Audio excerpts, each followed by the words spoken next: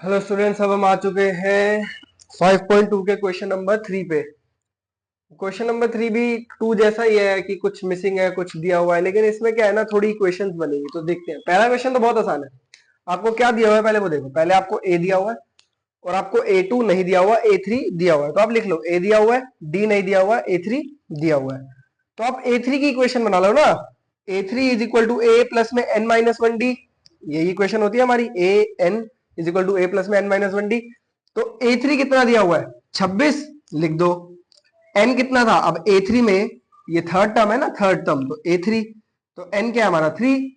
तो is equal to 2 ए दिया हुआ है, 3 माइनस वन डी। सॉल्व करोगे 2 आ जाएगा, ये 2 इधर जाके माइनस होगा, 24 को डिवाइड करा, डी आपको 12 मिल गया।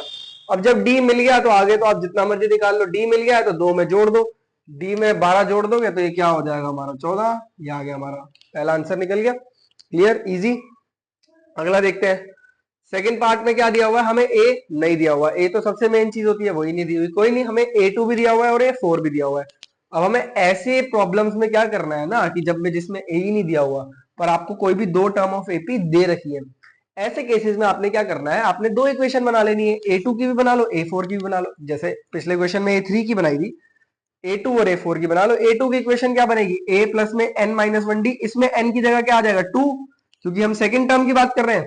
और A4 वाली में n की जगह क्या आ जाएगा? 4, क्योंकि हम फोर्थ टर्म की बात कर रहे हैं। बस इक्वेशन बनी। a की जगह कुछ a तो यही है, तो 2 में से 1 माइनस हुए, 1 डी बचा, तो एज इट इज d लिख दो। ठीक है, 13 is equal to a plus D. यहाँ क्या बचा? 3 बचा a, और यहाँ 4 में से 1 गया, 3 बचा 3d। अब इन दोनों इक्वेशंस को एलिमिनेशन मेथड से सॉल्व कर लो। ए प्लस में डी ए प्लस में डी इज इक्वल टू 13 थी, ए प्लस में 3d इज इक्वल टू 3 थी। मैंने एलिमिनेशन मेथड से सॉल्व करी। ए में से ए माइनस हुए, खत्म हो गया। इसमें से गए माइनस 2d बचा, इसमें से गए 10 बचा। तो हमारा डी क्या आ गया? काट पीट के -5। हमारा डी आ गया -5। अगर डी हमारा -5 आ गया है तो कुछ भी किसी भी इक्वेशन में पुट कर लो, आपका आंसर निकल जाएगा। किसमें डालो, चाहे चाहे एक काम करो, इसमें डाल लो। इस वाली इक्वेशन में डाल लेते हैं, इससे ए की वैल्यू निकल जाएगी। यहाँ इस इक्वेशन में डालते हैं फटाफट। 13 is equal to A plus D. 13 is equal to A -5। ये 5 उधर जाके क्या हो जाएगा? प्लस। तो ए कितना आ गया हमारा? 18। ए कितना आ गया हमारा? 18। आगे भी निकल जाएगा, A3 भी इसी तरह निकल जाएगा। मैं आंसर बता देता हूं क्या होगा। माइनस डी हमारा -5 है, तो आंसर हमारा साफ देख के बचल रहा, अपना 8 आ जाएगा। क्लियर है? आगे देखते हैं। थर्ड थर्ड क्वेश्चन देखते हैं। थर्ड क्वेश्चन में हमें ए दे दिया है, तो ठीक है, थोड़ा इजी हो जाएगा। ए दे दिया है और 1 2 3 4, A4 भी दे दिया है, तो मैं A4 की इक्वेशन बना दूंगा। मैंने A4 की इक्वेशन बनाई, इस मिक्स फ्रैक्शन को नॉर्मल में सॉल्व करा, ये प्लस का 5 उधर जाके माइनस हुआ, सॉल्व करा तो 9/2 आया। ये 3 इधर जाके डिवाइड हुआ, 3d के साथ जो 3 था डिवाइड काटा, 3 आया। डी कितना आ गया हमारा? 3/2। अब जब डी हमारा 3/2 आ चुका है तो आप आगे निकाल सकते हो। डी हमारा 3/2 आ चुका है, आगे निकाल के दिखाओ। A2 निकाल के दिखा देता हूं। A2 क्या, सारे निकाल के दिखा देता हूं। A2 क्या है हमारा? 5 प्लस में 3/2। आप लोग जोड़ोगे, इसे एलसीएम लोगे, 10 प्लस में 3/2, यानी कि 13/2 आपका आ जाएगा। ये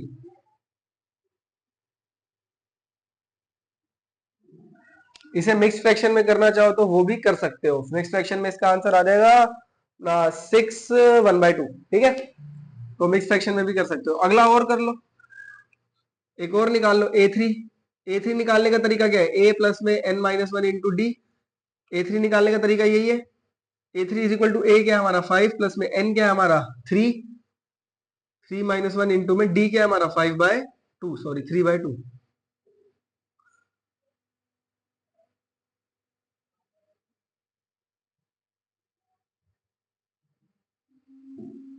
बस A3 हमारा आ गया 8।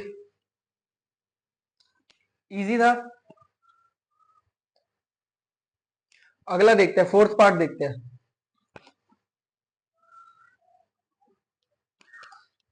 फोर्थ पार्ट तो बहुत ही इजी है।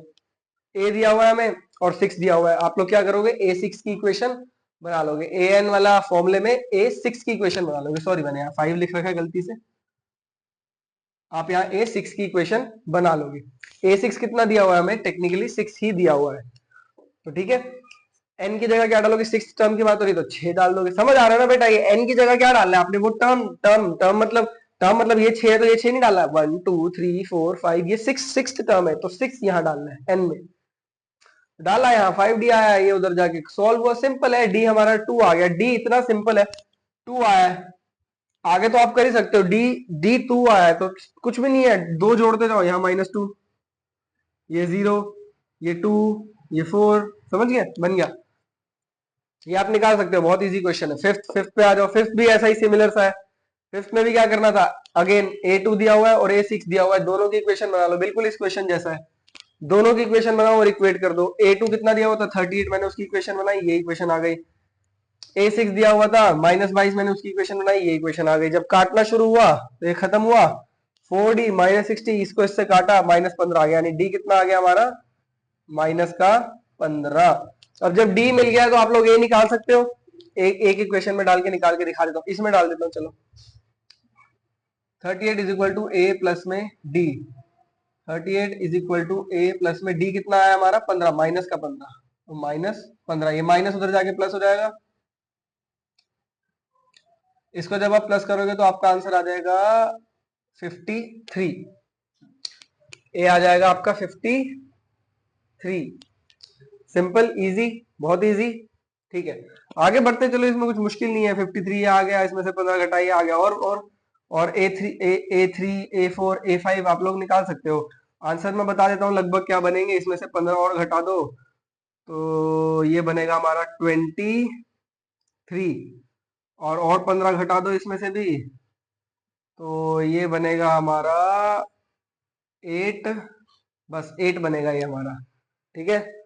और इसमें से भी 15 घटा दो तो ये बनेगा हमारा -7, ठीक है। मैंने आपको आंसर लिख दिए, और करना कुछ नहीं है, आप सिर्फ 15 15 15 15 घटाते चलो यार, जब डी मिल गया आपको, ठीक है। बहुत इजी क्वेश्चन था ये, अब थोड़े से अच्छे क्वेश्चन शुरू होने वाले हैं। तो क्वेश्चन फोर्थ आपको दिखेगा इस तरफ, क्वेश्चन फोर्थ की तरफ बढ़ते हैं।